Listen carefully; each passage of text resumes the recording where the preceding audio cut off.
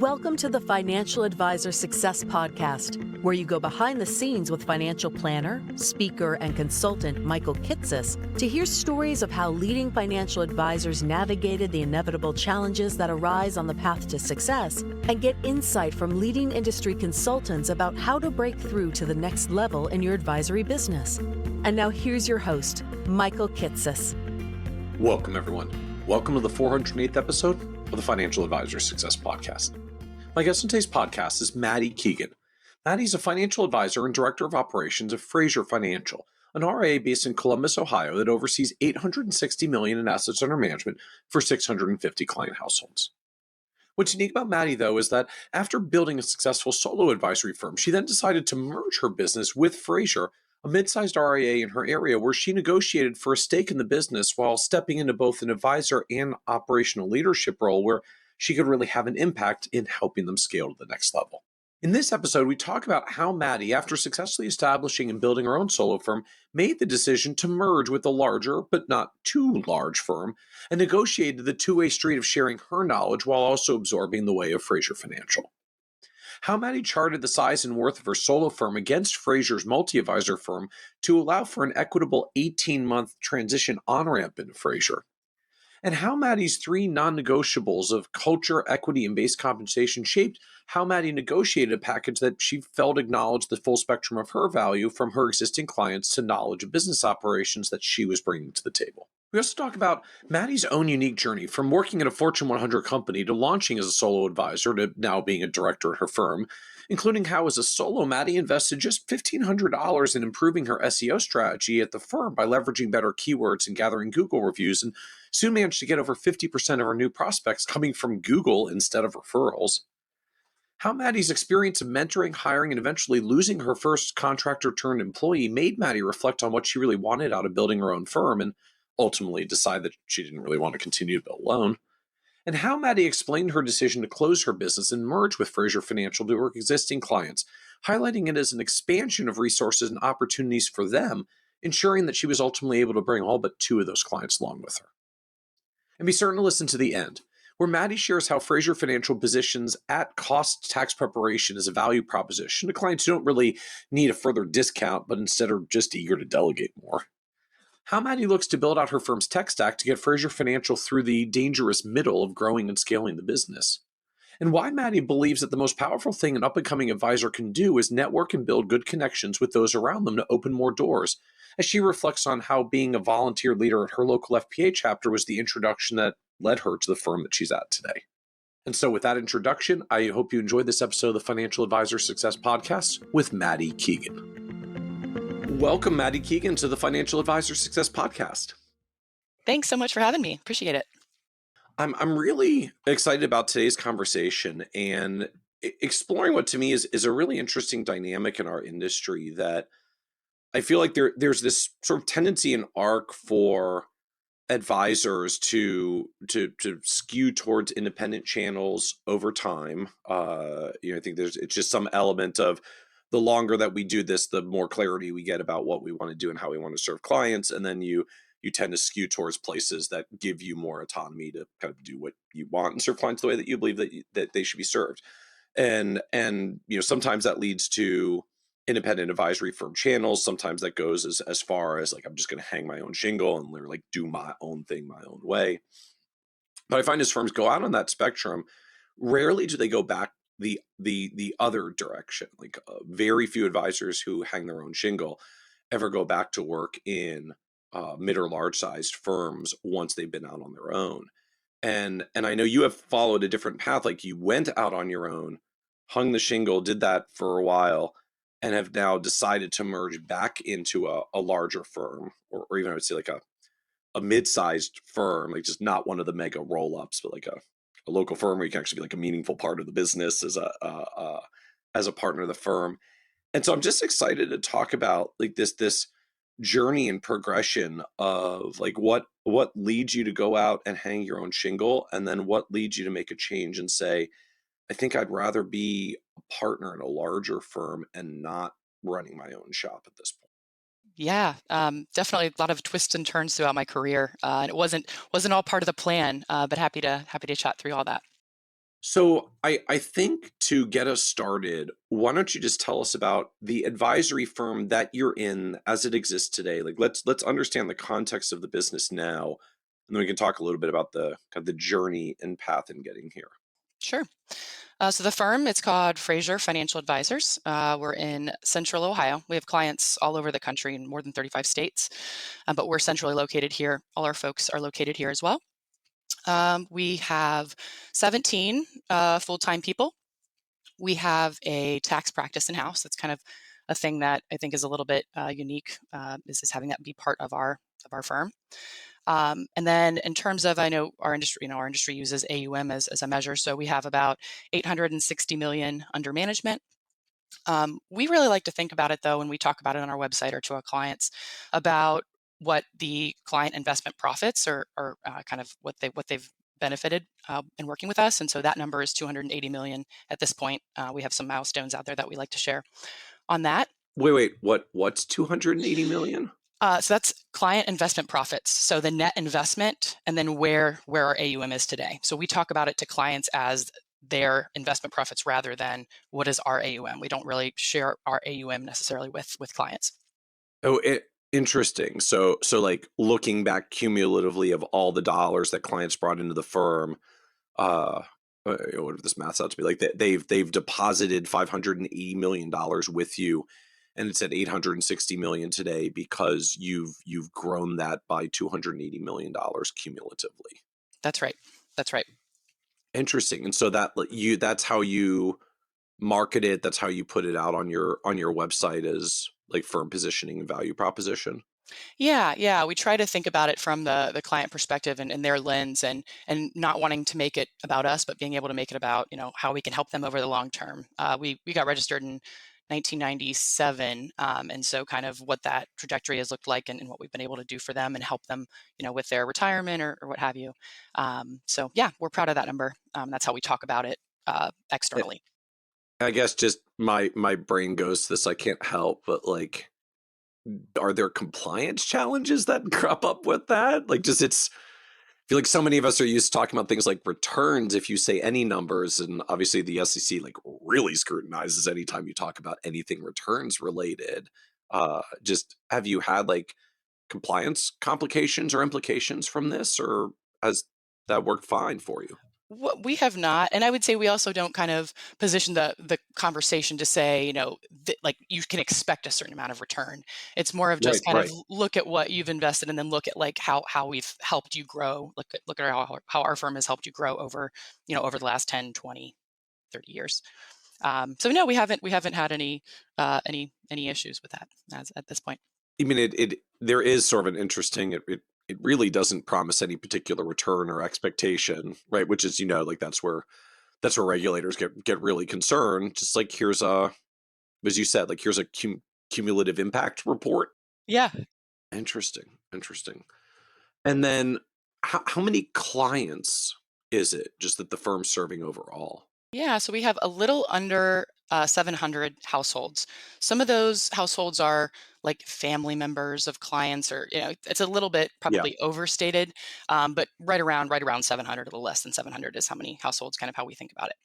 And then can I ask from a revenue perspective, just what it adds up to for the business?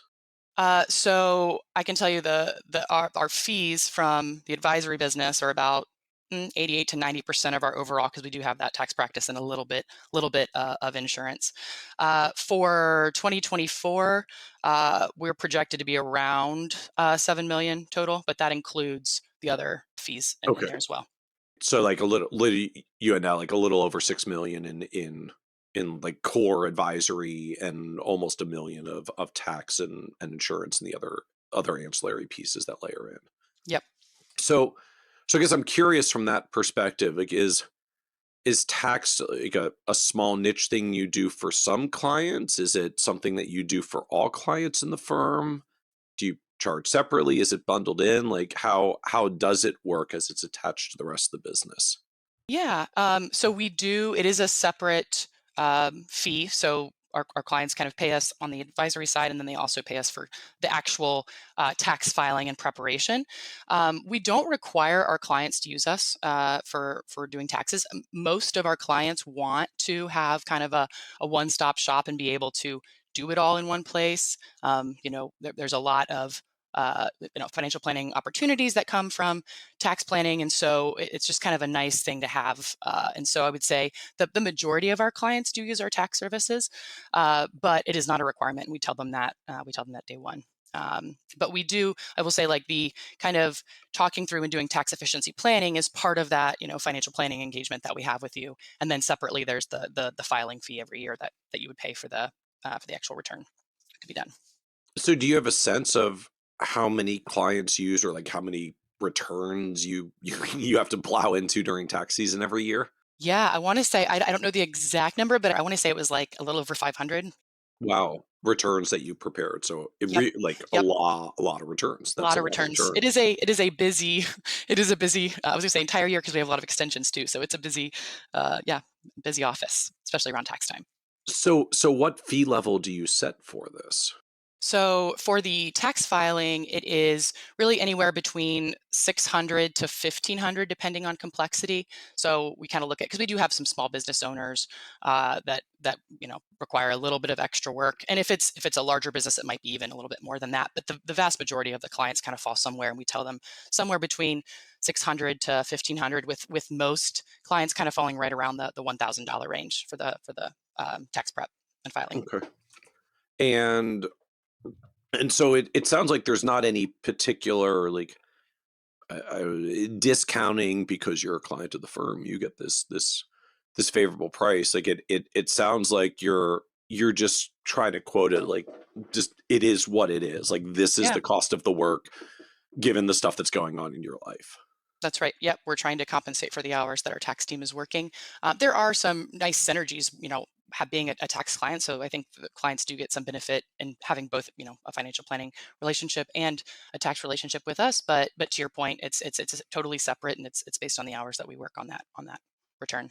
So how do you position it with clients? Because I mean, I get there is a version of you should do all this stuff together with us because it's cheaper, you get a deal, it's bundled, it's volume priced, all that. But it doesn't feel like that's really the angle here. Like you're not. It doesn't sound like you're trying to do it from the perspective of if you bring everything under one roof with us, it'll cost you less to get your return done because you're still trying to charge fair value for what it takes to prepare a return these days. Yeah, so I think it comes down to just the ease of working. So, like, the primary advisor is the one actually kind of quarterbacking the entire tax return if they're doing taxes with us, even though they're not maybe actually filing it. They're the person talking to the client, getting everything they need, and then kind of communicating what's going on, letting them know what to expect. So I think the way we've messaged it is just saying, like, this is really easy for you. I mean, it is a separate fee, but you get to work with, if I'm your primary advisor, you get to work with me all year long, and then I'm kind of the person keeping you in the loop. You don't have this other entity or company that you're working with, and this kind of helps lead into some financial planning conversations where we could talk about long term about how to save you on taxes, or what this looks like long term, or into your retirement. So that has seemed to, we haven't gotten like a lot of pushback. You're always going to have some folks that are like, no, I can do it myself or find it for less. And that's their prerogative. That's okay. But a lot of our clients really are, I would say, they're extreme delegators, and they really don't want to have to keep track of another entity or person or company Right. that is doing it. So that's been, attractive to them. And does that ever create any, I don't know, like conflicts or competition for you with the other CPAs in town? I mean, do you get like CPAs that don't want to refer to you because you do taxes too, or CPAs you win business away from that are then unhappy that you took their tax clients? Like, does that crop up? Is that an issue for you? I don't think so. I mean, and there are still, like, I would say, some prospects or even clients that don't have much complexity at all. If they're, they just have a W-2, and that's really it. Like, we're probably not the best fit. So while most of our clients Mm. we will sometimes refer out. We have a couple of local tax professionals that we've referred out to before.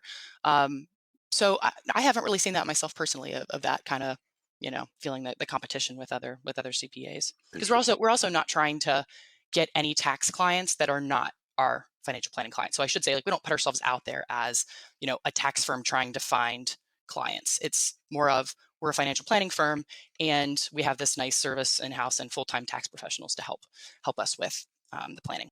Interesting, because I guess that is a good framing.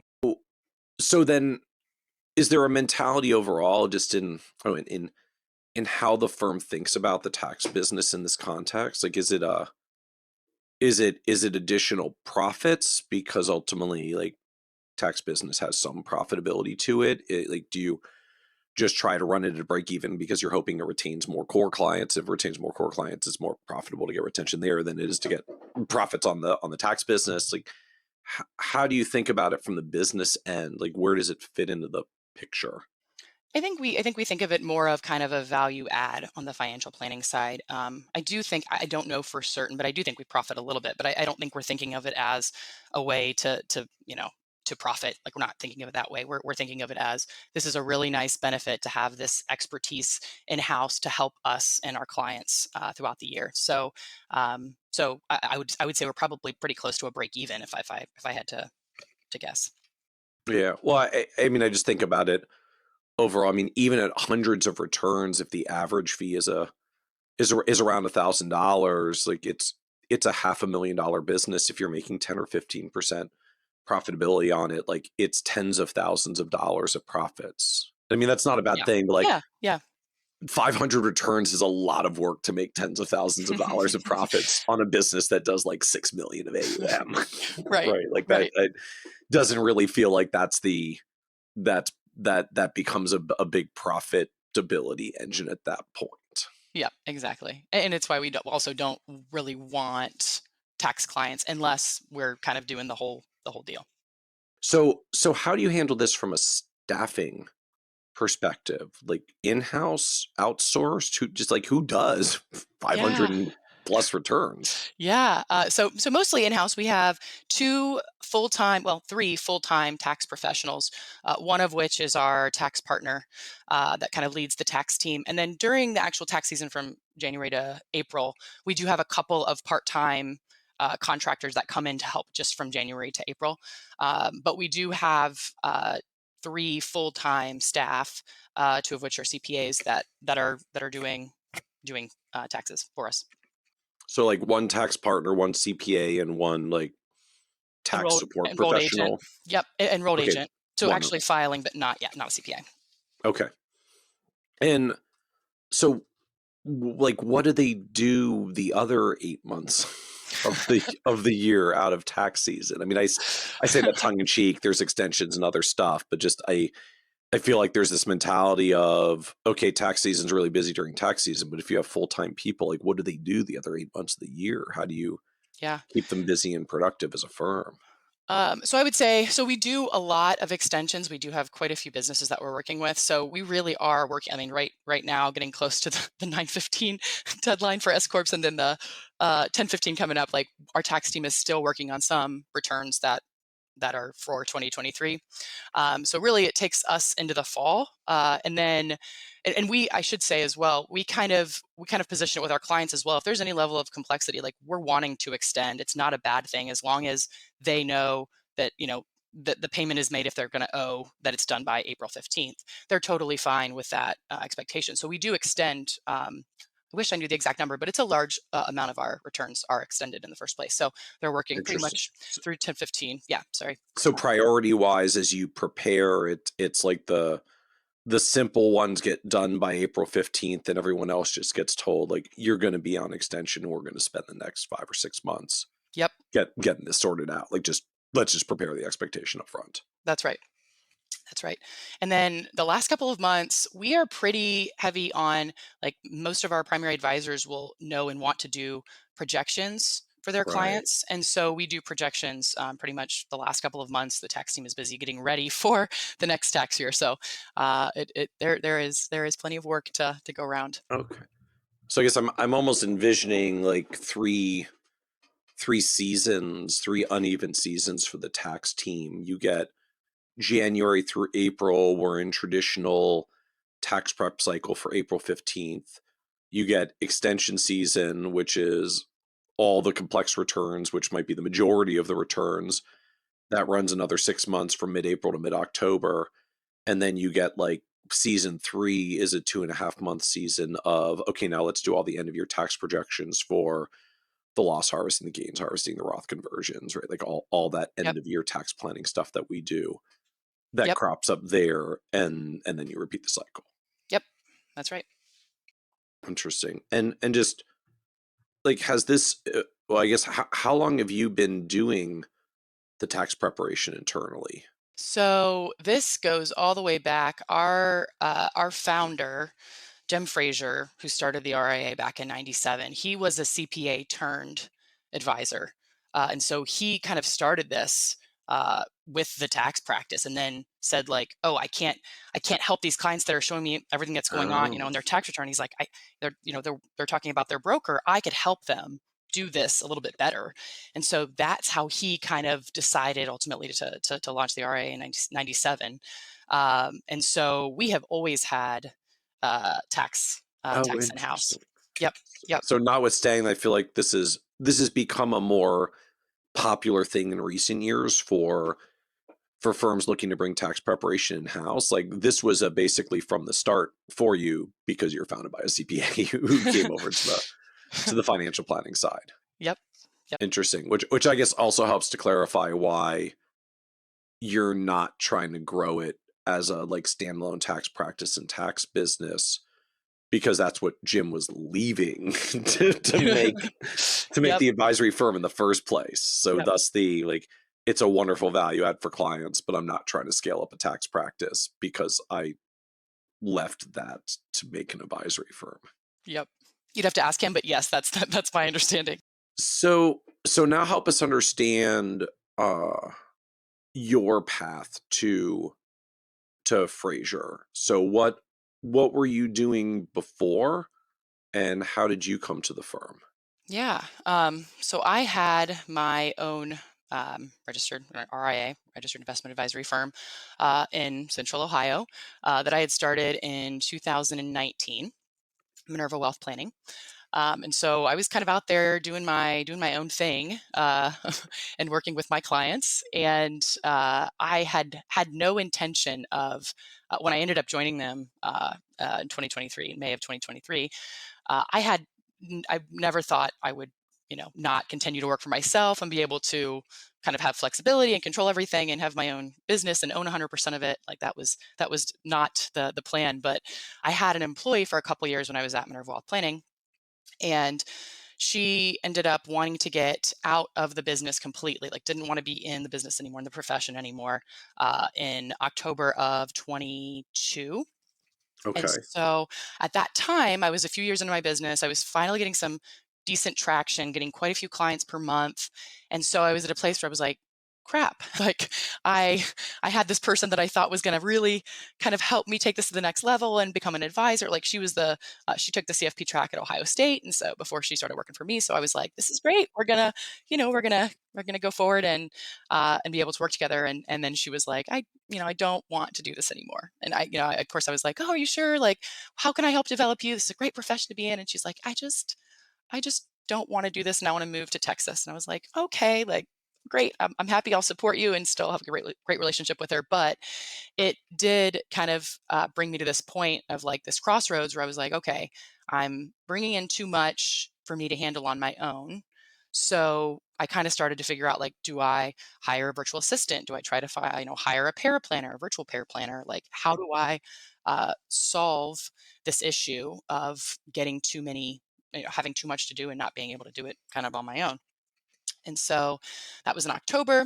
I was having lunch with one of the partners of Frazier Financial, Brian Houts, in January of 23. And we knew each other because we were both on the board of the Financial Planning Association of Central Ohio. So we got together every so often and chatted and talked about our businesses. And I was complaining. I was kind of just like unloading about I didn't know what to do, and I was really thinking this was going to work, and she was going to be a partner of mine, and all this stuff. And he was like, "Well, why don't you come work at Frazier Financial?" Like that was the kind of the thought, like first thought. And I was like, "Oh no, I don't want to do that. Like, I'm happy. I'm not trying to leave. This is what I want to do. This is what I chose to do. I decided to do this, and And he's like, well, why don't you get to know us a little better? Like, why don't you come get to meet some of the other partners, meet our, meet some of our employees, spend some time with us, kind of like date us, and and then you can kind of make a decision if you don't think, no pressure, but get to know us and like maybe you'll change your mind. And I'll kind of get into all the reasons, I'm sure, but so that was kind of like the impetus, like the start of this whole conversation. And so I started spending some time with them and the partners there, and some of the employees, and going into the office and meeting folks, and yeah, ended up kind of wanting to move there. All right. So I want to get further into the dating process in a moment, but I'm also just curious to hear more about what happened with this lovely person that just ultimately decided they didn't want to stay. So, like, can you share more context? Just what did she come to do for the firm originally? Like, Yeah. what was her situation and context as she was seeking you out in the first place? Yeah. So I found her. I was doing some work with Ohio State. She was a senior about to graduate from Ohio State. This was back in end of 2020, beginning of 2021. And so I got connected with her and was like, oh, she said, she was doing the CFP track, said she wanted to be in financial planning, and so I hired her as an intern. And I think she was doing like maybe 5 to 10 hours a week for me. And she was pretty much doing some administrative tasks, like putting stuff into the CRM that I was using at the time, and kind of doing some reporting on birthdays, and like stuff that was kind of helpful for me, but some administrative stuff that took a few hours a week. And then as we got closer to the end of her semester, and also when she was going to graduate, I was like, oh, this help is actually great. I would love to consider hiring her full time. Looking back now, it was probably a little bit early in terms of like revenue for Minerva Wealth I Planning. was going to say, where was your business at this point, if you recall, like clients or revenue? Yeah, so let's see. This was beginning of 2021. I want to say that year, total revenue I think was around 120,000, Okay, and I was paying her, I think 40,000 once she was full time. okay. So I As mean, like new college grad right, starting job, right, entry level right. position. Right. And there was some, I can't remember it now, but there were some like things in there for bonuses if she did certain things, but I know her base was 40. So it was probably a little early, but I was like, I know I want to grow this business. I don't want to be kind of a I know that I want to grow, I guess. And so I was like, I'm going to invest early. So before she graduated, I had offered a position to come work full time and to kind of help me with some like continue to do some administrative stuff, to sit in client meetings and take notes, and to be able to kind of see how financial planning works. And she said yes, thankfully, and so worked for me. And most of what she did was like super helpful. It was having her pretty much in every single meeting that I have with clients. So before, she would help me prep agendas. So I would kind of like talk about the client and what we're talking, what we were going to cover. She would prepare like a really nice agenda. She would take all of the notes during the meeting, and then she would send all the follow up afterwards with my oversight. So she was doing that, and then she was continuing to do some of the administrative tasks within the company. So you didn't necessarily hire her into, at least as I would characterize, like a paraplanner associate advisor role, like do a bunch of the planning work for all these clients. She was doing all the core administrative support work, and I guess like and freeing you up to do all the planning stuff for this growing client base. Yep, that's right. Towards the end, she was doing a little bit more, getting a little bit more into some of the planning. But for the most of the time she was there, yeah, it was more of the administrative stuff. Yep. And do you recall at all just how many clients you were at this point? I How many you were bel juggling? Yeah, I want to say so. 2022, I think, was our biggest growth year. I want to say I was somewhere around like 35 to 40. Okay. Yeah. Um, so so not a ton, but it was kind of at that place where I didn't, I kind of wish I would have spent a little bit more time building out like workflows and stuff. I didn't really have like great processes. And so I was kind of trying to figure all of that out Well, no, and to get nobody new really clients. does at that stage, unless Right. bless your soul, unless like you're just one of those people that is naturally wired for system and process links. Just you can't help but make them everywhere that you show up. Like I find for most firms, as we're at this stage, this is just like the getting stuff done stage. Yep. And once you get north of 25 or 30 clients, there's just a lot of stuff to get done. And it helps to have another person to help get stuff done. Like That's right. I don't have a formal workflow process. Just like this needs to be done by Friday. Right. Right. Figure it out. That's right. Exactly.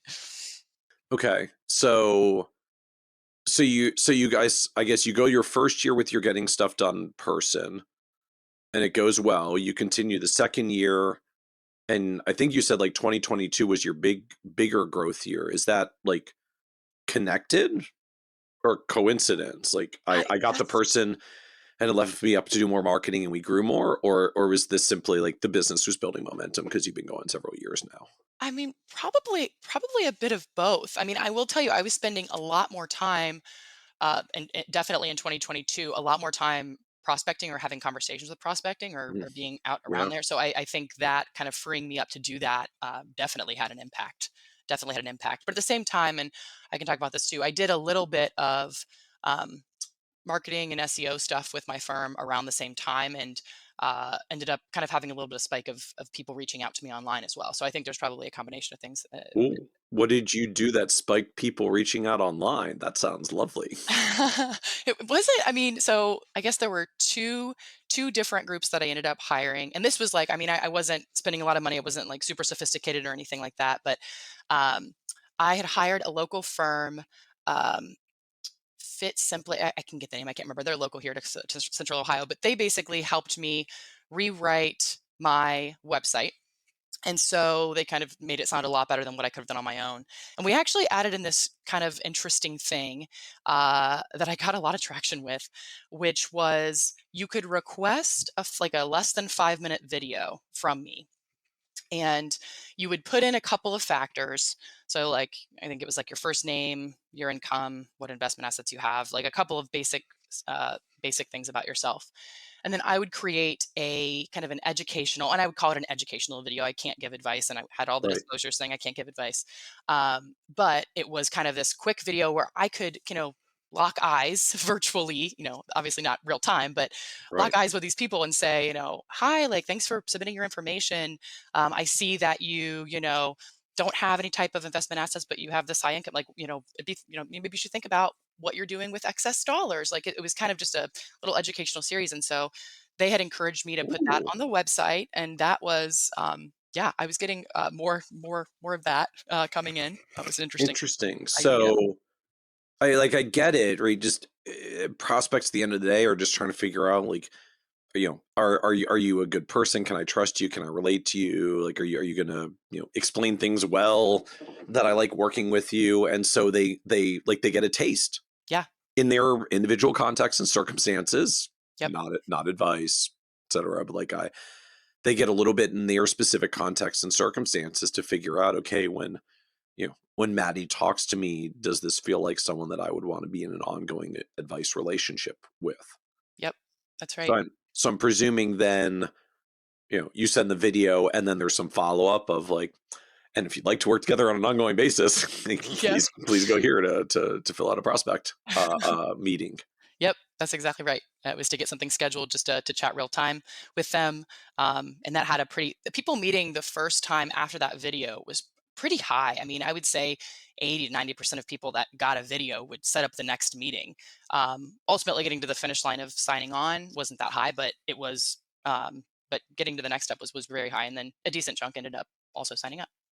Interesting. So it sounds like it the process from prospect to close wasn't necessarily improved, but the ability to get a bona fide prospect intro, get to know you meeting was higher.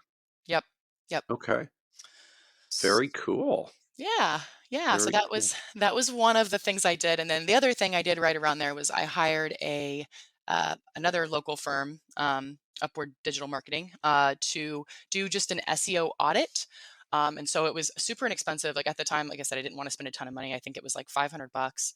And they looked over everything after I'd redone my website, and they basically just gave me some key things to think about or to do, like having or getting Google reviews, and we can talk, like I had Wealth Tender, kind of the reviews and how that works. But they had like 5 or 6 different things they wanted me to do. Like in blogs, they wanted me to use certain words. So they kind of put that out there. And then I just kind of went in and did the things they told me to do.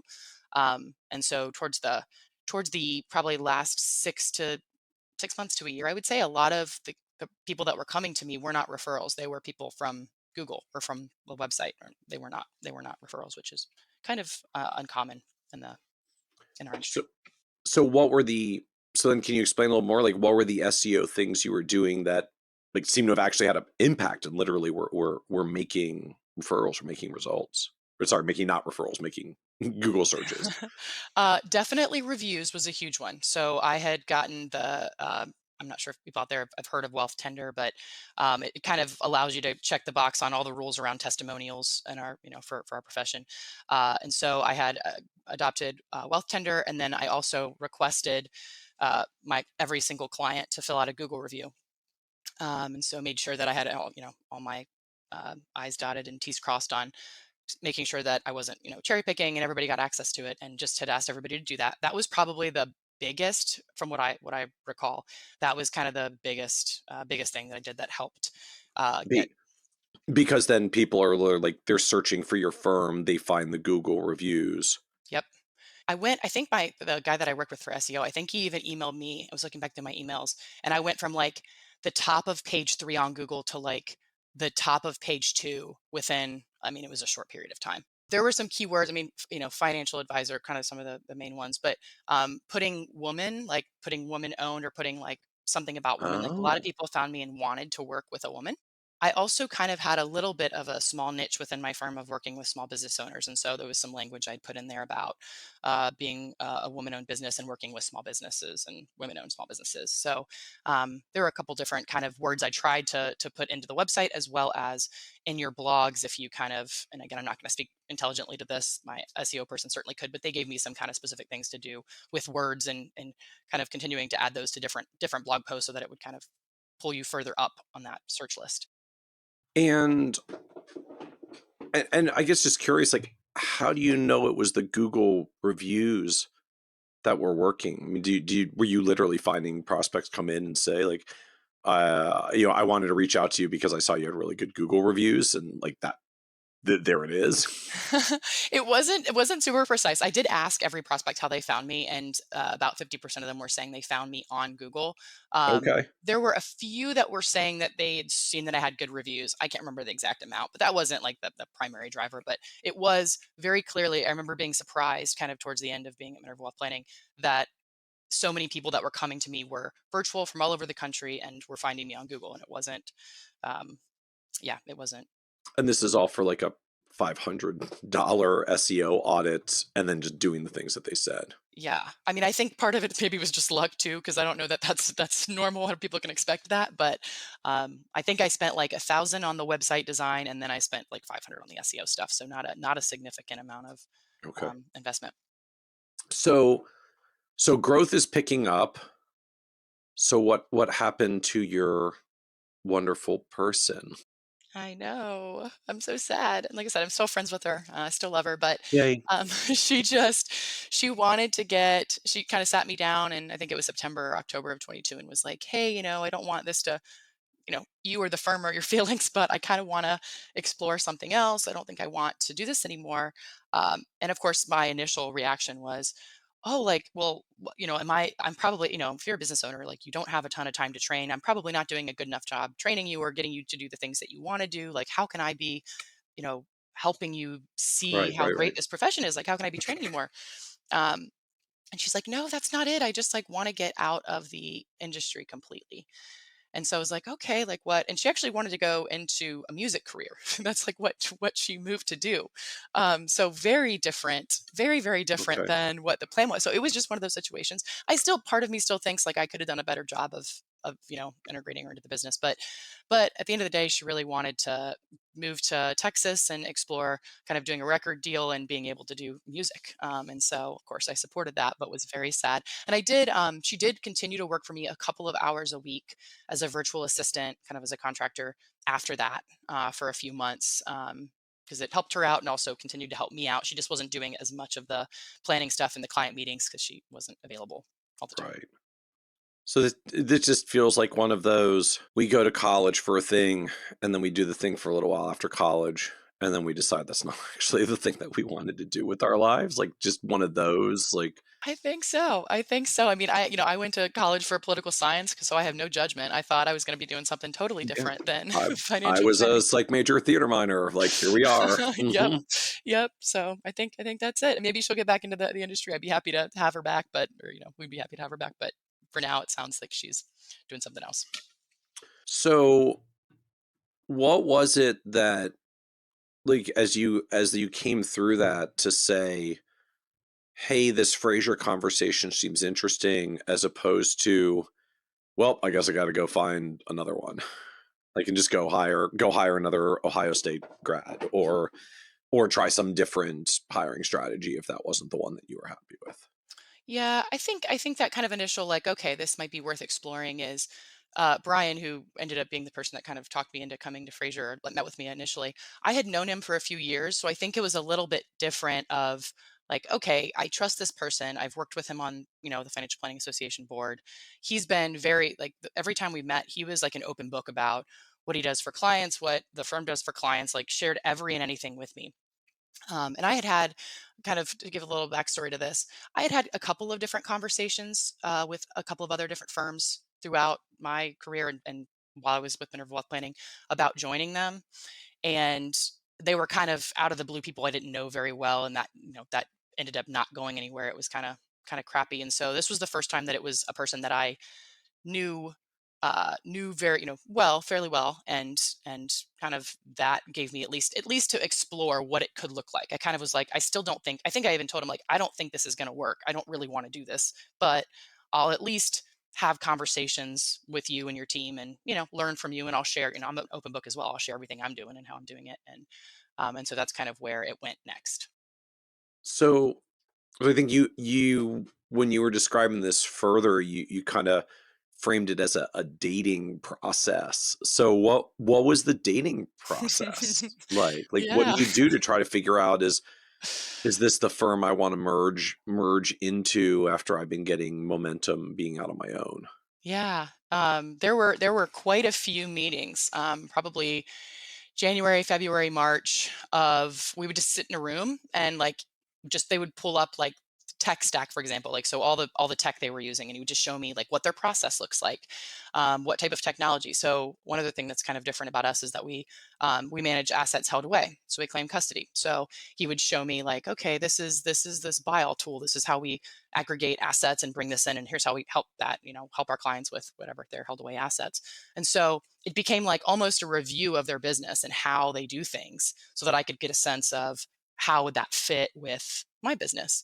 Um, and then it became kind of a two-way thing, right? So they would share all the things and show me how they do things. And then I would pull up my, planning software, pull up anything that I'm doing, my CRM, and kind of show them like I had a proposal process. I showed them like how I do proposals and how I talk to prospects. And so we went through that for the first couple of months. And then it became more of kind of talking to the partners there about what could it actually look like. Like after we got to a certain point where I was like, okay, if I join my kind of non-negotiables, I still want, I want to be a partner, and it's not for financial reasons. I want to have a seat at the table, and I want to be able to kind of help direct things and help build things. And so that's one thing that I know that I need. I also need my clients to not be hindered in any way by joining. I don't want them to feel like they're getting a worse experience or getting worse technology or getting like worse service. So there were kind of all these things that I started to talk through with them over those kind of probably March, April timeframe.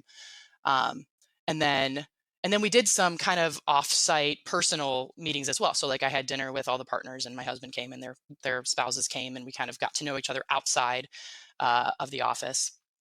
Um, and then I did go into the office and meet some of the team as well. So much of the conversation was with the partners, but kind of at one point towards the end of before deciding to join, I'd gone into the office and met some of the folks that are there, and kind of got to feel a little bit of like the culture there. And so ultimately they gave me an offer at the end of April, and I was like, yeah, like you've talked me into it. We are aligned, culture wise. We are aligned with how we serve clients, and I get this. And there's a bunch of benefits I would say with joining that I can talk about. But at that point, I felt confident to move forward. Although what's funny, kind of a funny story, I was when they had kind of shared with me that I could have these things that I wanted and get like a decent compensation and all these things.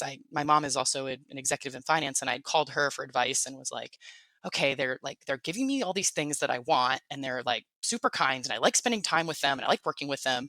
Like there's got to be a catch. Like there's got to be some Yeah. reason why like they're doing this. Like they're trying to get me or trying to get me on something. And my mom was like, and I just think they value you. Like I don't think you need to think that way.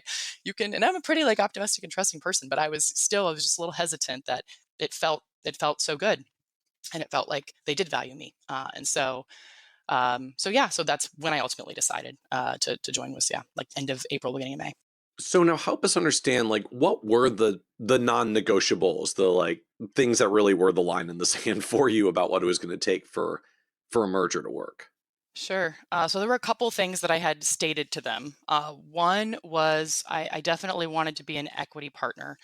I did not actually. I mean, certainly the revenue I brought over would help with this, but I didn't stipulate a certain percentage or anything like that. But I did say that I wanted to be an equity partner, and more so just to have a seat at the table. That was really what I wanted, was to be able to kind of help drive the change and drive the growth of the firm.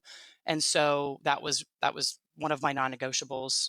Was there like change planned? I mean, just said you wanted to like drive some change and growth at the firm. Like, were there change plans underway or things that you had in mind, or just kind of in general principle, like I want a seat at the table as this thing grows and evolves? Uh, Mostly just kind of the growth. I mean, their growth trajectory, I think we, I should say now, have like doubled in the last 3 to 4 years. We've like quadrupled since 2017.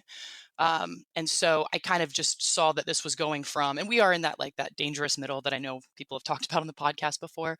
But I could kind of see this just continuing to be this huge growth for this company. And so being part of building this out to the next level, to get to the $1 billion mark, or to get to, and I mean, to me, more importantly, is like how you're building out that team. A lot of my experience prior to being in financial planning was leading teams at a large Fortune 100 company. And so I really thought that I could be helpful in driving some of that on the operation side of the firm. And so I really wanted to be, have a seat at the table to help them with that. The other non-negotiable would be from a compensation standpoint, at least making close to what I was making for myself, with the opportunity to kind of grow that, aside from profit distributions, be able to grow that over time, to reflect my experience and um, background. So that was really, those were like the only real things that I kind of drew a line in the sand and said like this has to like told them, kind of verbally told them that this is what I want or need. And then kind of some of the other things that I would say though that I knew in the back of my head that maybe I didn't say out loud, but I realized over the months was, I wanted like a fun culture that I enjoyed coming to work, and having a team around me that I really like enjoyed being around. And so I wouldn't join a place where I felt like there wasn't a great group of people around me. So that was one of the things, like flexibility and value of like education. So we spend a lot of time and money on sending advisors to conferences, or doing continuing education. That was really important to me. So there were some other things that I didn't necessarily state to them, but I could tell when they kind of opened the books and showed me everything. It was clear to me that some of those things that I value, that they value as well. So it was hugely cultural, and then kind of some of the details were around being an equity owner, and having decent compensation for what I'm doing, and feel like there's a path forward to continue to grow. So what's it like to transition from, just think of like when we're solo and are on our own, compensation is kind of gross revenue minus business expenses equals I get what's left over. Like, call it comp, call it salary, call it profits. We can be creative with some entities about how we do that for FICA purposes, but at the core, like, gross minus expenses equals my comp. And when you get into a realm of being an advisor in a larger firm with multiple advisors and multiple partners, like, there's usually some separation, some distinction of here's what you earn in the business versus here's what you earn as profits for owning the business. So I guess I'm curious, like, Yeah. like how that got how that got negotiated, or even like when you were thinking about I need to have the same compensation, was that just what you earn in the business, or was that what you earn in the business plus your profit distributions? Like how did you think about that comparison and transition? Yeah, so kind of both. So the way that our deal is kind of working out, we're kind of in the middle of this equity transition. And how it works is, so the clients that I bring over from Minerva Wealth Planning, so the people that I brought over on May 1st, as well as anybody else that comes to me as a referral or through the name of Minerva Wealth Planning, so not by knowing Frazier Financial, all of those clients, the revenue generated from them in the year of 2024, so all of this year, that revenue goes towards a 5% ownership stake Okay. in Frazier Financial.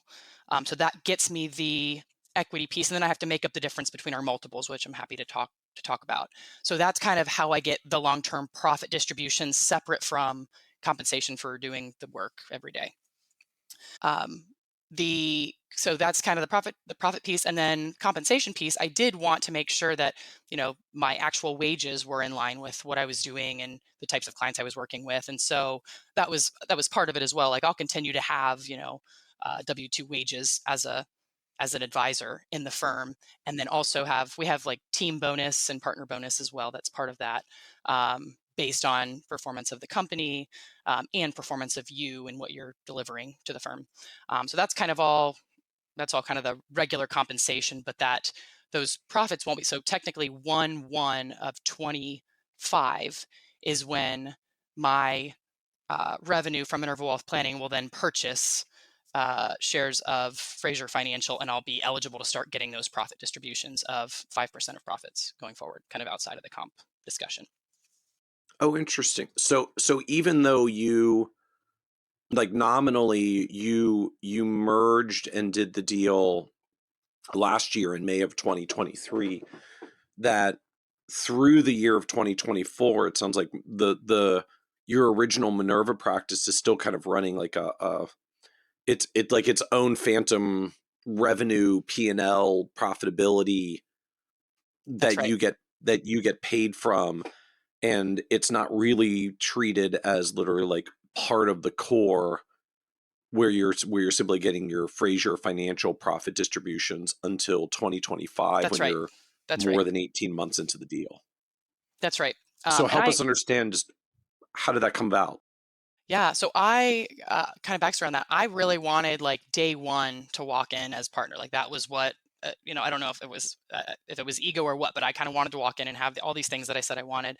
And they had talked me out of, they were like, hey, that we understand where you're at, like we do really want you here, but we think it's in both of our best interest to do a deal that's a little longer so that you have time to get to know us and make sure it's a good fit, we have time to get to know you, and we feel like it's a good fit, and so like we were just certain that we want to work together. And we had it built in that I could take all of my clients and leave, even clients that I brought on that were from the Minerva brand. I mean, they weren't like Frazier Financial clients. I could take them and leave and go back and relaunch my RIA and not have issues. Like they're not going to come after me for any of that. So they talked me into it, and I said okay, and I'm really glad they did. I mean, my decision has not changed. I'm very excited to purchase on 1/1, but I'm glad that we gave ourselves some time to really get to know each other, because it's a huge, giving up your business and the thing you've built over the last whatever 4 or so years is not a small thing to do. And so I'm glad we structured it that way. The idea came from, we actually have one of our other partners, Brian. He did a similar deal with them back in 2018. He worked it out with them where he had a list of clients that he brought over, and they structured it exactly the same way. So it was already kind of a precedent for how they've done it in the past. And I got, of course, hired an attorney and looked over it, and decided like this was a good path forward. So does that mean, like, is Minerva, like, literally the RA entity still out there kind of running in the background until the deal like closes with share purchases on 1/1/2025? It could have been. It actually closed, so I ended up closing it last December. So I kept it open pretty much all of last year with the thought like maybe I'll change my mind and not Okay. want to do this.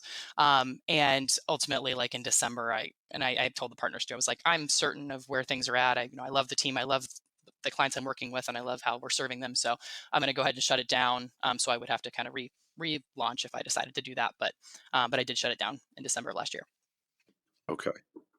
So you really did do all the like move clients, repaper advisory agreements, such like all that happened in May of 2023. It's just your internal structure is I'm not actually an equity partner yet. I'm getting comped on the original book that I brought in because we're still in this 18-month transition, 20-month transition. And then we'll reseat compensation and equity on 1/1/25, assuming everybody's happy then, which seems to be the case. But like we reseat this in 1/1/2025, where my comp and equity structure changes within the firm. Mm-hmm. Yep, that's right. Okay. So uh, so then I've got to ask as well, just how did you actually strike just the like the terms, the valuation? Like was there Yeah. purchase price and cash changing hands, or was this all like stock for stock, like equity for equity, stock for stock? Like how did you actually get to valuation and terms and structure?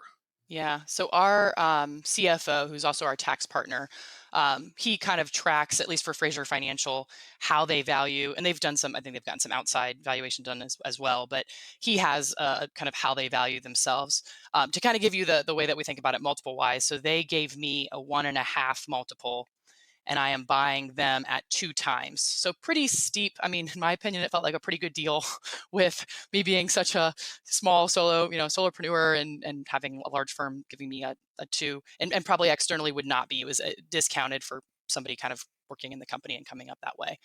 And so that's the multiple. So So they value your revenue at 1.5x based on your size. You buy into them at 2x based on their size. And so that's right. there's like a translation of relative revenue equity between the two. That's right.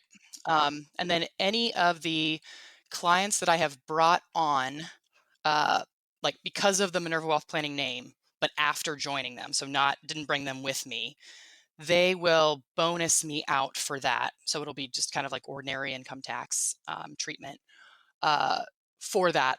For that, so the 1.5 times they'll just bonus me that amount of revenue for 2024. And then all of my Minerva Wealth planning clients, it ends up being long-term gains. I forget logistically like how we structured it, but I know that it's set up in a way that it's a little bit better tax treatment than clients that have come on since I joined.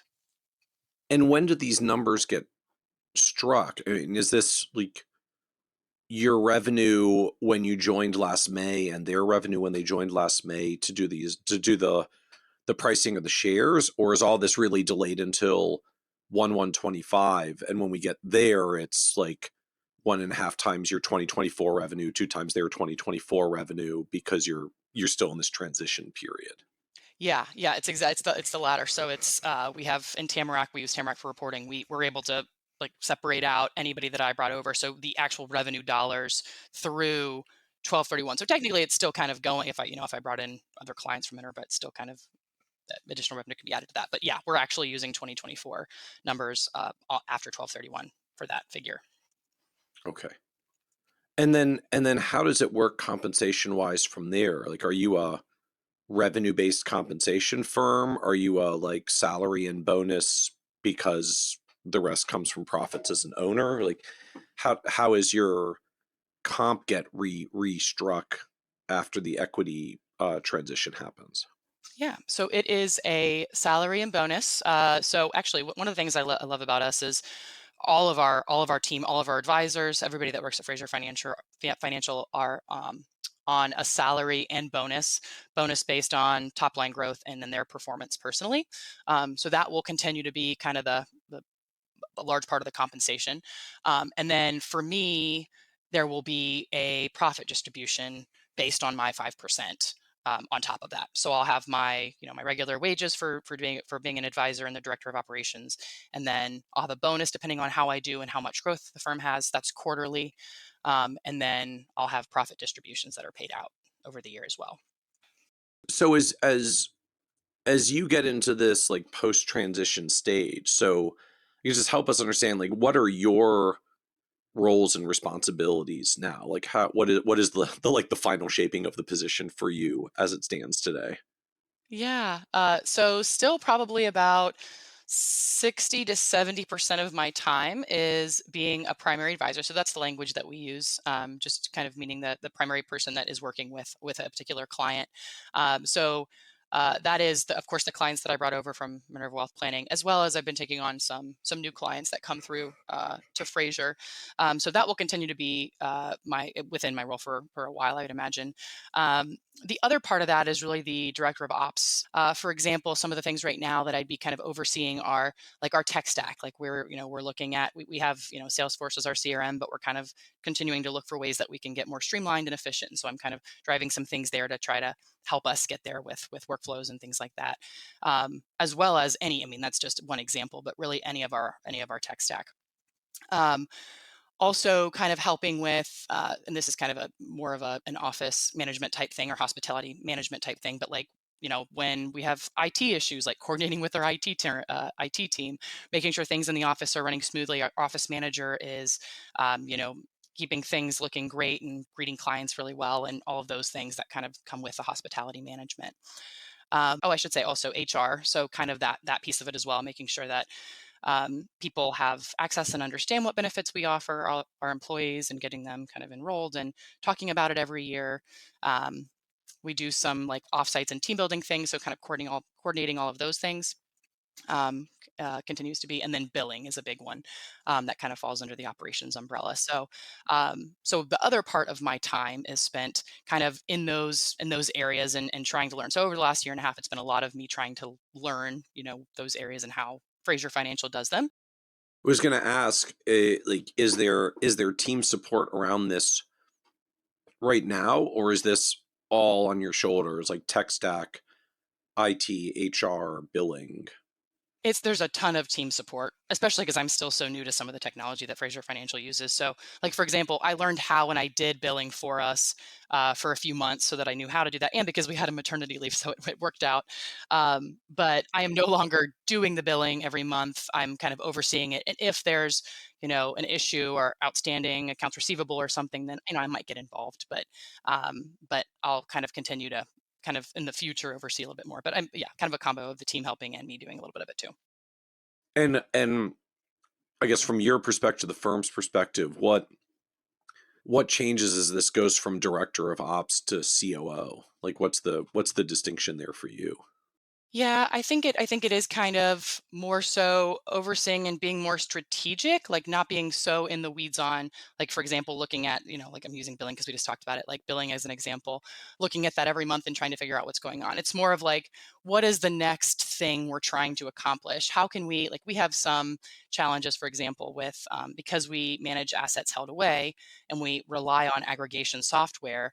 There becomes sometimes issues where we can't bill on accounts until there's some reconciliation done and whatnot. So instead of kind of in the weeds talking about how to solve the issue for this month, it's more of like, what other technology or software is out there? Like, how can I be kind of thinking about this at a strategic level and helping us get positioned, as we continue to kind of be in this dangerous middle, get us over the hump to I don't know when it ends, but I think that we got a little while. So kind of continuing to get us into a good position with what's next is kind of how I'm thinking about that role. Because I'm inferring from the discussion because you're a firm that bills monthly on an ongoing basis, so billing's just a regular drumbeat for you. Yep. Yep. That's right.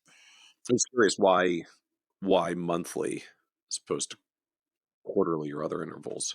From my understanding, back when they started doing that, it was truly like a cash flow. Like it was nice to have the cash every month rather than it does make things a Yeah. little bit more complicated when you have to kind of track because we do, I should say, we pull monthly, but we bill clients quarterly in advance. So we have different clients at different quarters, if that makes sense, throughout the year. So it does create a little bit of complexity with keeping track of which calendar quarter and which clients are on this calendar quarter versus this other calendar quarter that starts in May or in Oh, June.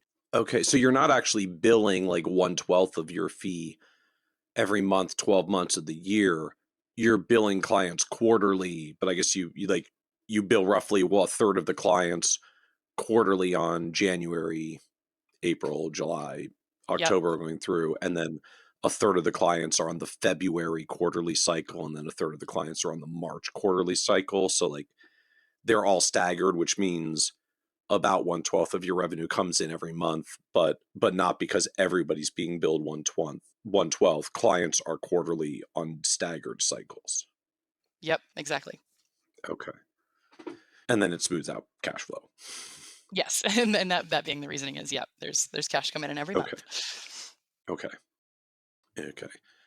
Are you feeling good about it because the cash flow is smooth, or is the additional billing frequency feeling like it's not, is the juice is not worth the squeeze for the work it takes to do continuous monthly billing?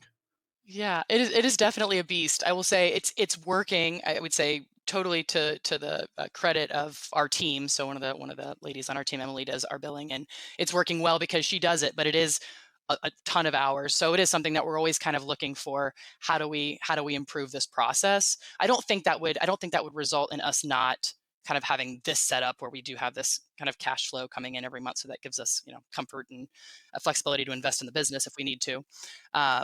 But we're always looking for ways to improve that process. I don't think that we would shift to a different model though, anytime in the near future. But thankfully, it's running well enough because we have people like Emily that can do a great job with it. So as you look now that you're a year plus into the merger, very close to the 1/1/25 transition, to kind of further cement and finalize. I'm just curious, like what's turned out as expected or not from the vision of what this was in your head, uh, Yeah. a year and a Uh, half ago when you were like getting ready to sign this paperwork. Yeah, I totally thought what's funny is I totally thought that the conversations with clients would be the hard part. Like I thought moving clients over would be the challenge, and then everything else I can learn and I can integrate, and I'm good with the team, and I'll pick everything else up. It'll be fine. And it's kind of like the opposite is true. The clients came over. I mean, I think I had everyone moved over like within a month. I mean, again, kudos to the team at Frazier to help with all the paperwork there. But clients signed. They didn't question things. They saw that it was better for them, and felt it, and were happy. And it like kind of was, it was surprising to me that that happened.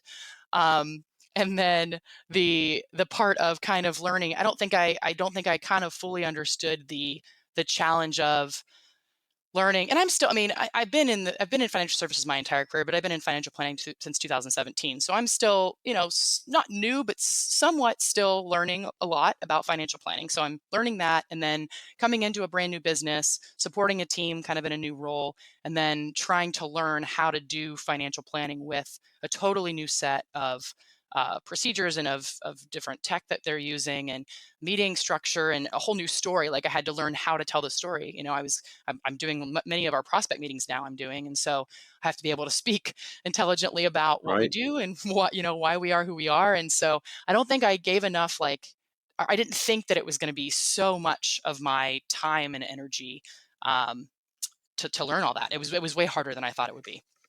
What was the planning change from, I guess, what you were using or doing to what they are at Frazier?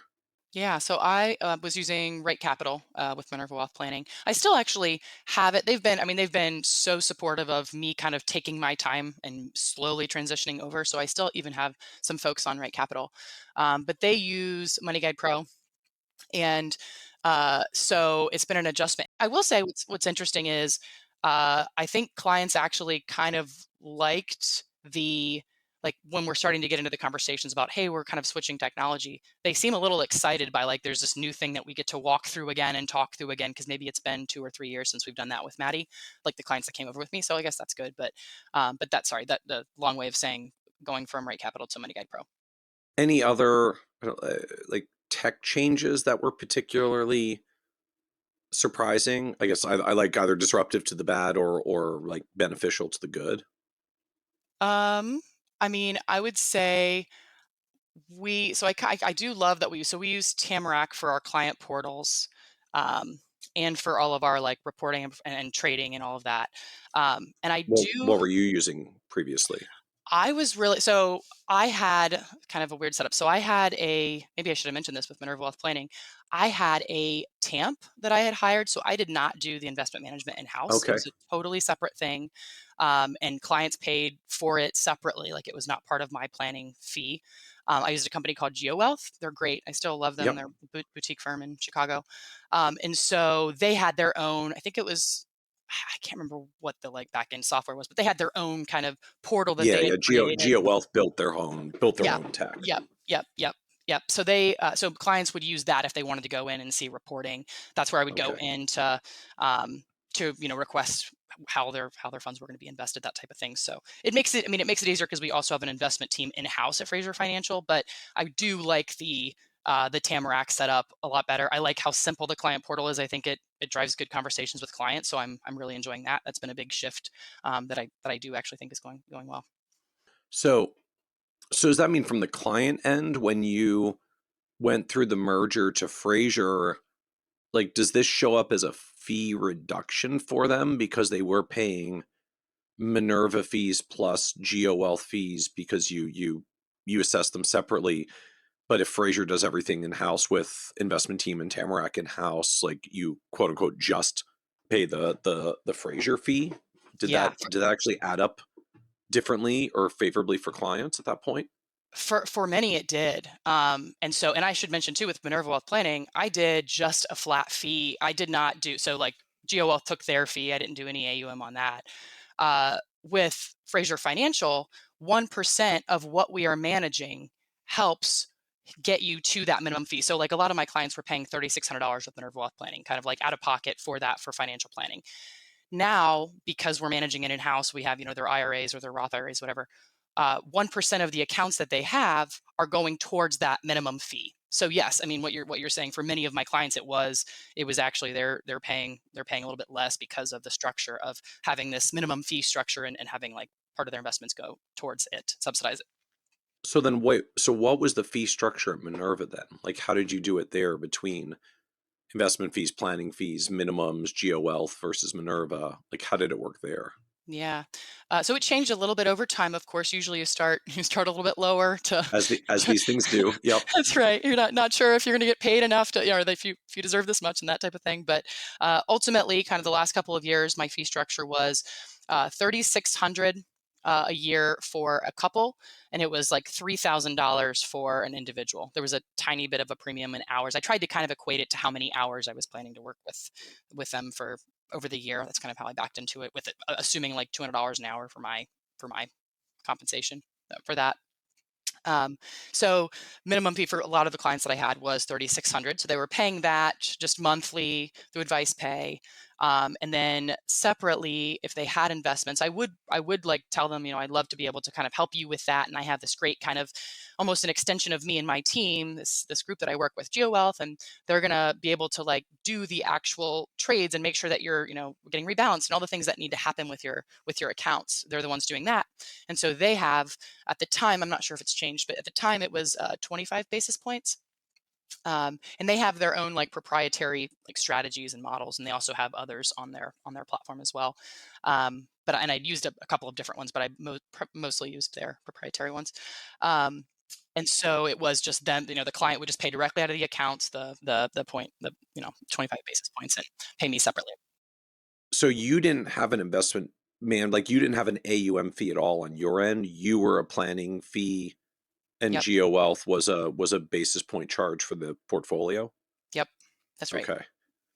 And so then if Frazier sounds like is ultimately an AUM model. So clients that had assets can apply it against their fee minimum, their planning fee minimum. But I'm also inferring that like large clients with more dollars might be more on an AUM fee at Frazier than they were at GeoWealth at quote unquote just 25 basis points. Yep, yep. There were a small handful that were that exact scenario where they did have more Okay. in assets. But yep, that's right. But it sounds like your clientele were younger folks with planning needs and not large portfolios yet. So like transitioning to Frazier 1% fee on a larger portfolio was not in practice a common transition challenge for them. Yep. Yep. I worked a Okay. lot with kind of that Henry group that we all talk about, where they have the cash Right. available, but not the assets. That's right.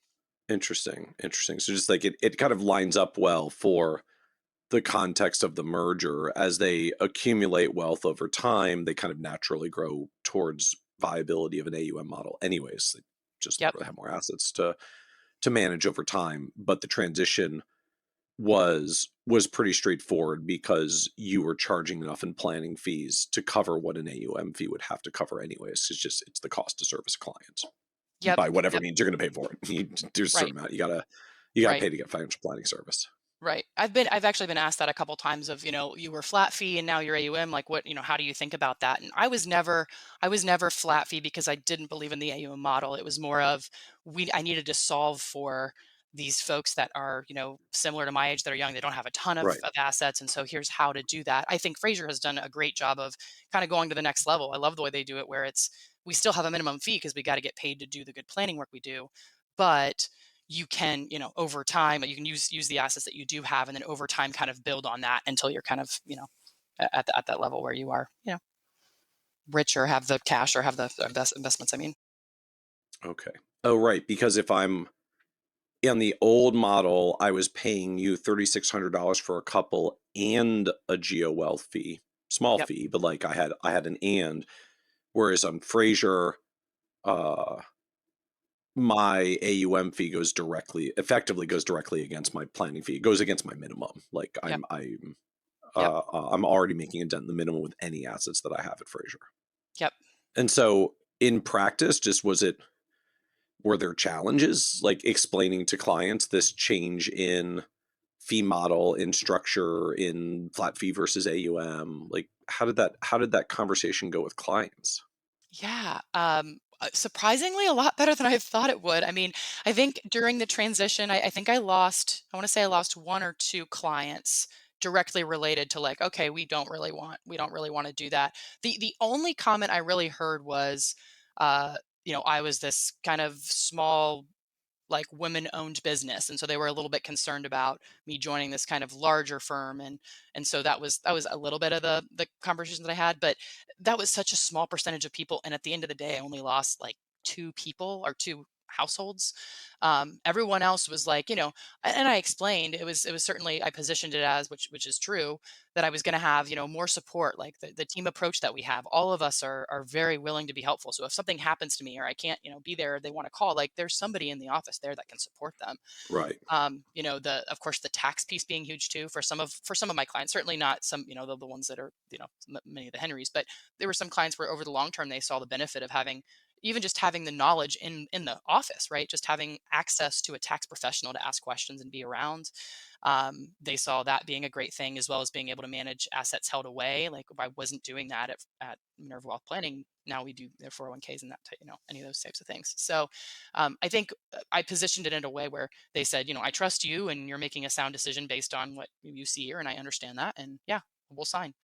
So as you reflect on this journey overall, just I mean, I guess like both building your firm and then merging into Frazier and the growth with Frazier, like what surprised you the most about just like the path of building an advisory business? I mean, I already kind of mentioned, but I think the biggest surprise to me was how how quickly clients will. I mean, if you do a good job, do the right thing for them, and earn their trust, like how much they'll trust you and do what you ask of them. Like the whole transition that I just talked about moments ago. Like I can't believe that clients didn't bat an eye. And I brought over, I want to say it was close to 70 clients. They didn't, for the most part, no one really did question that. They just trusted me blindly because I'd spent the time getting to know them. It's a really beautiful thing to have that in a profession that somebody is that trusting of you. That was really shocking. And then, of course, kind of the other side of that I'd already talked about too. But how challenging it was. I thought it would be easier to learn all the new things, and it was harder to do that than it was to just get the clients on board and be happy to continue working with you. So I would say that's one. The other thing I'll mention with being really surprising is um, when I started my own thing. So I had worked at a large Fortune 100 company. I started my own thing, and I thought I'm going to be talking to clients all day long. Like, I'm a very social, very extroverted person. Like, this is going to be great. I'm going to love this. And certainly I was talking to clients or prospects or people all day long, but I didn't realize, and I know people have said it before on the podcast, but like how lonely it is to be a business owner by Mm, yourself. I mean, it's just like, it was shocking to me. I mean, I couldn't believe how, you don't have somebody that's there working towards a common goal with you that you can talk to, that you can ask questions, that you can collaborate with. That hit me hard. And that was part of the reason, too, that I think I was seeking like something, whether it meant hiring more people or joining another firm. I was just kind of like, wow, I really want that collaboration. I'm used to that. That was what most of my career prior was about. And so that was really surprising, was how lonely it is. You really do have to kind of make the effort to talk to other advisors to get some of that need fulfilled, in my opinion.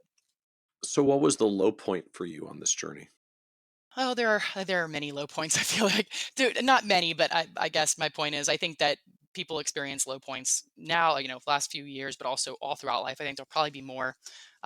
Some of the ones that kind of stand out, I'd say, um, definitely Sydney leaving, because that's really that was the person that used to work with me. Um, it was kind of that point where I was like at a crossroads where I was like, okay, I have to hire again. How much do I invest in this person? What type of person do I hire? Like, do I hire an administrative person? Do I hire a paraplanner? Like, all those questions. It was really hard, kind of trying to figure out how to do that and where to go. And thankfully, it did end up working out. Whatever, however many months later. But it was a really hard time figuring that out. How much did it hit you for just the amount of work that had to blow back to you while you were transitioning through that? Yeah, I would say you probably ask my husband or my my daughter, because it felt like I was just working all the time. I mean, I don't know how to quantify that, but I will say it was. I mean, it was often. It was probably, I mean, every weekend. It was just, I didn't feel. And the funny thing is, I didn't have. I mean, if you talk to other advisors, I didn't have that many households or clients. Just the way that I was doing things and how much time I put into every plan. It just, and with all the prospecting coming in, it felt like it was a lot on my plate to try to be managing Yeah. myself. So, and the other thing I want to mention, because I think it's important, is huge low point for me. So when I was at the Fortune 100 company before, I had an amazing boss, and she let me and paid for me to take the 65 before I left, even though she knew it wouldn't be for staying there. She was very kind to let me do that. And I am not like, I'm not the dumbest person in the world. I consider myself somewhat smart. I could not pass the 65. Like, I took it twice, failed both times, and I was down to the last. And I don't remember all the rules on that, but after you fail it the third time, I think you have to wait a year or something. There's some stipulation on how that works. But I had failed it twice and was at this, again, kind of a crisis moment of like, well, I'm clearly not like capable or smart enough to do this job. Like, how could I not be capable? Like, I'm not, you're kind of questioning yourself and your identity and all the work that you put in, and.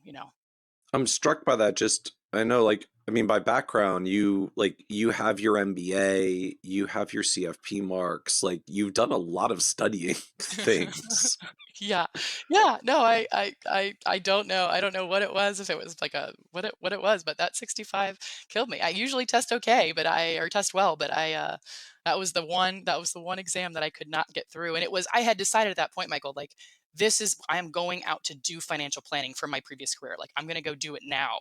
And so it almost felt like a sign. I'm not, a superstitious person, but it almost felt like a sign, like, oh my goodness, like, I'm about to walk out the door and I can't pass this exam. That means I actually can't do it. So it was a bit of a crisis moment, but thankfully, was able to get there on the third try. So for anyone listening, I would say, like, stick with it. It'll come. So, what else do you know now you wish you could go back and like tell you 10 years ago when you're at the Fortune 100 company considering this transition? Yeah. Um, I would say, one big thing would be, like, having more patience and understanding, and being nicer to yourself. I think there was a podcast of yours I listened to a long time ago. I cannot remember the gentleman that talked about this, but a lot of us of advisors, like, we are carrying the weight of our clients' problems with us. I think that was the way he worded it. Mm, And I feel that. I yeah. feel that a lot. And so when a client asks a question, like, my my instinct is to be like, well, they shouldn't have asked because I should have been proactive enough to provide this before they asked me. And so, like I've tried to learn to like just back off a little bit, not be so hard. I mean, I think there's a good level of pushing yourself and being better, and but not to your own detriment. Like there's what we do is hard and is stressful, and is a lot of responsibility. And so, we have to kind of give ourselves, we would give our clients that same grace. So give ourselves that as well. As I'd like to be better. I still struggle with that a little bit, but definitely a little bit less now than I did in the past. The other thing, I guess, one more thing I would tell myself is that it's not a bad thing to be the dumbest person in the room. I used to think there was like, you have to be, people have to think you're smarter. They have to think something about you. You have to prove yourself. And I think now, as I get older, and I think hopefully wiser, like the more you learn, the more you don't. The more you understand that you don't know, and I think that's a beautiful thing. Like I think you should surround yourself with people that are smarter than you or that know something that you don't know, and continue to learn. So that's another thing that I wish or that I would have told myself, or wish that I knew then. Any other advice you would give just younger, newer advisors like coming into the profession and pursuing their career? Yeah, I would say big thing would be like get involved with organizations if you can. So like local financial planning association chapters, NAPFA, National Association of Personal Financial Advisors, local groups or trade organizations, like them, and find a mentor ideally if you can. Like the more people you meet, I think the better position you're in, just with different perspectives, and when you're going through hard times, having something to um, to talk through.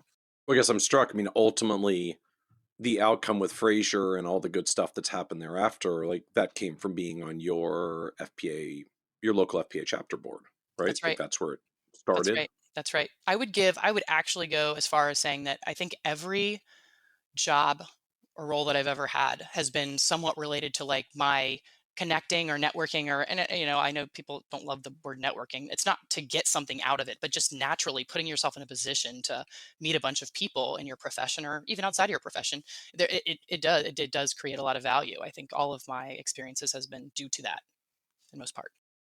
It reminds me, Carl Richards likes to call this like just increasing your surface area. You have to get out there and expand the surface area to have the opportunity for opportunities to fall in your proverbial lap. Yeah, I love that framing. So as we wrap up, this is a podcast about success, and just one of the themes that comes up is literally that word success means very different things to different people. And so you went the successful path of building your firm on your own, and now merging into a larger firm and getting to build with them and like closing in on $1 billion of AUM. It's like the business seems to be going very well at this point. How do you define success for yourself now?